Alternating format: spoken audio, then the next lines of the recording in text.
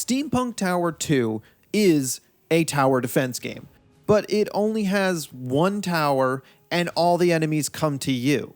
It's definitely a unique approach on the genre, especially if you consider how many other simple tower defense games come out all the time. This is one tower, many guns, upgrade the guns. There are a few other features in the game that are fun, but Steampunk Tower 2 has a mobile game feel I'm not sure I can get past. The coolest part of Steampunk Tower 2 has to be the overview map. I know, that sounds weird, but in a game like this, the levels can get a little repetitive. However, the overview map has a lot of different aspects to it and keeps everything moving along nicely. After a level, you can shift gears to doing some upkeep like upgrades and collecting money. It really keeps the levels from getting stale. You also need to control the factories on the map to be able to purchase upgrade components for your guns.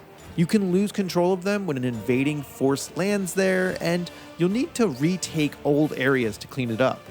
There's also choices you can make to spend gold to send your comrades to visit cities and collect Ethereum.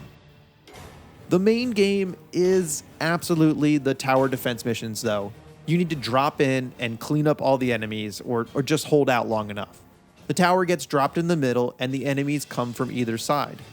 I'm happy to report that there is a large variety of enemies, between flying and ground troops and different machinery that comes out. It's been a lot of fun.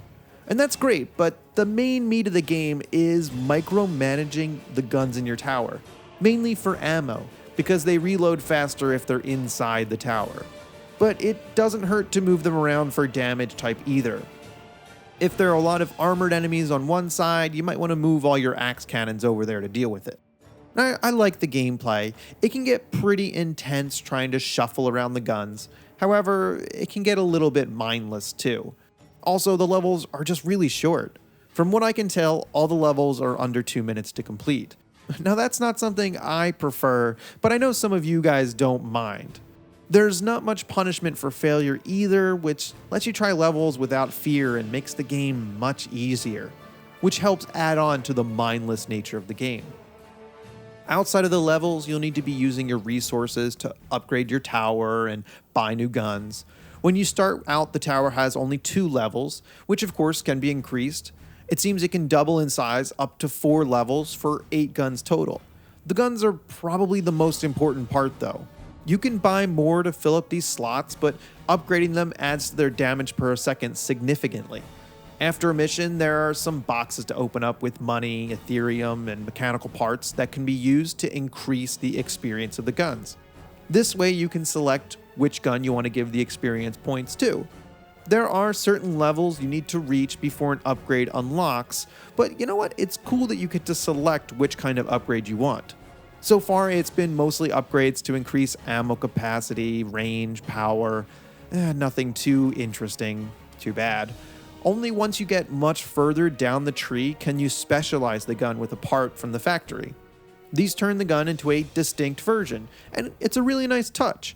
The actual upgrade seems to be along the same lines as the other upgrades though, so it's not thrilling. But you know what? Getting a cooler looking gun is always great. And there's your secret base you need to upgrade as well. Nothing too exciting though, just some clicking around, and if you have the materials, you should upgrade your buildings. And upgrading these buildings will increase your taxes you can collect, but there's also specialty buildings as well. Those will further your tech tree or increase your max storage potential of your money in Ethereum. They're all gated behind your level, so it's not as if you can get out of control and out-level the content. I haven't had any cash flow problems though, so I pick up all the upgrades at once. It would have been a lot better if I had to choose which upgrades I really wanted, and this, again, also contributes to the game's feeling of mindlessness. Steampunk Tower 2 has an attempt at a real story, and you know what? I think it works. Most games like this don't bother with the story and have a ton of small levels just over and over and over and over and over again. But in this game, there is some short dialogue between a couple characters, and it feels pretty good. It's simple but effective. I like how they keep it quick. This little bit of context added to the game really helps and keeps it from being generic. They even have a small twist in the story. The thing about Steampunk Tower 2 that bothers me the most is the mobile feel of the game. I feel like you guys knew this was coming. All the short levels and multiple currencies screams mobile games at me, and I just don't like that. You can tell that Ethereum is a premium currency, and I wonder if it's because I'm given a ton of Ethereum that the game is a lot easier. I've had plenty of both currencies, which just feels really off. Or with the way the boxes open up at the end of each mission, I can see them being traded for real money since they seem random. I didn't play that version, so I have no idea.